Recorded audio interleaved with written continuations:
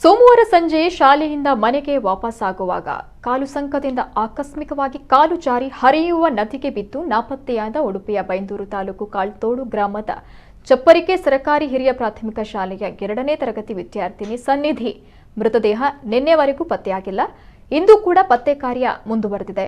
ಜಿಲ್ಲಾಧಿಕಾರಿಗಳಾದ Vasanthakumar HM ಸ್ಥಳದಲ್ಲಿದ್ದು ಬಾಲಕಿ ಸನ್ನಿಧಿ ಮೃತದೇಹ ಪತ್ತೆಗೆ ಅಗ್ನಿಶಾಮಕ ದಳ, ಪೊಲೀಸರು, ಸ್ಥಳೀಯರು, ಈಜುಪಟುಗಳು ಹಾಗೂ ಮುಳುಗು ತಜ್ಞರು ನಿರಂತರವಾಗಿ ಶೋಧ ಕಾರ್ಯದಲ್ಲಿ ತೊಡಗಿಕೊಂಡಿದ್ದಾರೆ. ಇನ್ನು ಸ್ಥಳಕ್ಕೆ ಡಿಸಿ ಶಾಸಕ ಸುಕುಮಾರ್ ಶೆಟ್ಟಿ ಭೇಟಿ ನೀಡಿ ಅಲ್ಲಿನ ಪರಿಸ್ಥಿತಿ ಅವಲೋಕಿಸಿ ಮುಂದಿನ ಕ್ರಮ ಕೈಗೊಳ್ಳಬೇಕು ಅಂತ ಸ್ಥಳೀಯ ಜನಪ್ರತಿನಿಧಿಗಳಿಗೆ ಖಡಕ್ ಆಗಿ ತಾಕೀತು ಮಾಡಿದ್ದಾರೆ.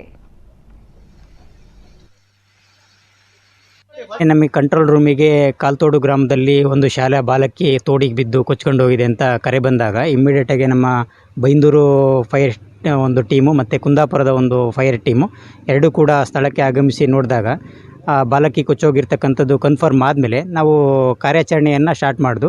ನಮ್ಮ ಒಟ್ಟಿಗೆ ಪೊಲೀಸ್ ಇಲಾಖೆ ಆಗಿರ್ಬೋದು, ಉಡುಪಿ ಜಿಲ್ಲಾಡಳಿತ ಆಗಿರ್ಬೋದು, ಕಂದಾಯ ಇಲಾಖೆ ಆಗಿರ್ಬೋದು, ಅದ್ರ ಜೊತೆಗೆ ಸ್ಥಳೀಯರು ಅವರು ನಮ್ಮ ಜೊತೆ ಕೈ ಜೋಡಿಸ್ಬಿಟ್ಟು ಕಾರ್ಯಾಚರಣೆಯಲ್ಲಿ ಭಾಗವಹಿಸಿ ನಿನ್ನೆ ಸಂಜೆ ರಾತ್ರಿ 9 ಗಂಟೆವರೆಗೂ ಕೂಡ ಕಾಲ್ತೋಡಲ್ಲಿ ಇಳಿದುಬಿಟ್ಟು ಎಲ್ಲ ಸರ್ಚನ್ನು ಮಾಡಿದ್ರು. ಆದರೂ ಕೂಡ ನೀರಿನ ಅರಿವು ಜಾಸ್ತಿ ಇದ್ದಿದ್ದರಿಂದ ಅಲ್ಲಿ ಬಾಲಕಿ ಶವ ಪತ್ತೆ ಆಗಲಿಲ್ಲ.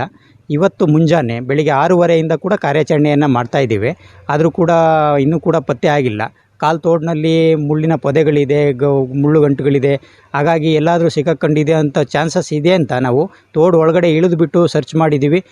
4-5ರಿಂದ 6 ಕಿಲೋಮೀಟ್ರ್ವರೆಗೆ ಹೋಗಿದ್ದೀವಿ. ಆದರೂ ಕೂಡ ಇದುವರೆಗೂ ಪತ್ತೆ ಆಗಿಲ್ಲ. ಈಗ ಒಂದು ಅರ್ಧ ಗಂಟೆ ಮುಂಚಿತವಾಗಿ ಒಂದು ಶವ ಪತ್ತೆ ಆಗಿದೆ ಅಂತ ಒಂದು ರೂಮರ್ ಬಂತು. ಸ್ಥಳಕ್ಕೆ ಹೋಗಿ ಧಾವಿಸಿ ನೋಡಿದಾಗ ಅದು ಬಾಲಕಿ ಶವ ಅಲ್ಲ, ಅದೇನೋ ಬೇರೆ ಬಟ್ಟೆ ಗಂಟು ಅಂತ ಕನ್ಫರ್ಮ್ ಆದಮೇಲೆ ಇನ್ನೂ ಕೂಡ ಬಾಲಕಿ ಶವ ಪತ್ತೆ ಆಗಿಲ್ಲ. ನಾವು ಇನ್ನೂ ಕೂಡ ಇವತ್ತು ಸಂಜೆವರೆಗೂ ಕೂಡ ಕಾರ್ಯಾಚರಣೆಯನ್ನು ಮುಂದುವರಿಸ್ತಾ ಇದ್ದೀವಿ. ಒಂದೆರಡು ಅಲ್ಲ ಸರ್, ಇಲ್ಲಿ ಒಂದು ಈ ಕಾಲ್ ಸಂಕ ಮೊದಲೇ ಆಗ್ತಿದ್ರೆ ನಾವು 2009ರಲ್ಲಿ ಇದಕ್ಕೆ ಮನವಿ ಕೊಟ್ಟಿದ್ದೇವೆ. ಇದುವರೆಗೆ ಯಾವುದೇ ರೀತಿಯ ಕಾರ್ಯಾಚರಣೆ ಮಾಡಲಿಲ್ಲ ಈ ಕಾಲ್ ಸಂಕದ ಬಗ್ಗೆ. ಇಲ್ಲಿ ನಮ್ಮದು 3 ಶಾಲೆ ಇದೆ. 3 ಶಾಲೆಗೂ ಕೂಡ ಯಾವುದೇ ರೀತಿಯ ಒಂದು ಸೌಕರ್ಯಗಳಿಲ್ಲ.